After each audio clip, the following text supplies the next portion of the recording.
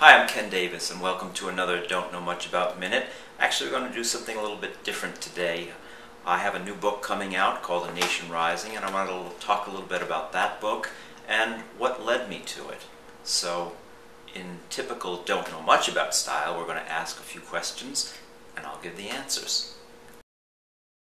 What is A Nation Rising all about? A Nation Rising tells the story of what happened between 1776 and the Civil War, those famous 7 years ago that Abraham Lincoln once talked about. More precisely, it goes from 1800 to 1850, when America went from a few states on the Atlantic seaboard to an empire that spanned the continent from sea to shining sea. There are 6 stories that the textbooks usually leave out.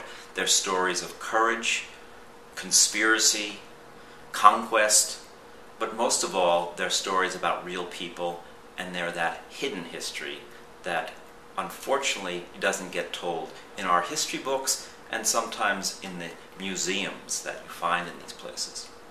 Of all the things that happened between 1800 and 1850, how did you choose the 6 stories in this book?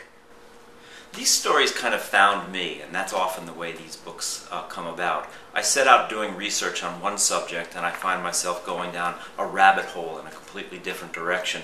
For instance, I went down to learn about the Battle of New Orleans and Andrew Jackson, and I found out about a completely different battle, the Battle of Horseshoe Creek, and a massacre at a place called Fort Mims.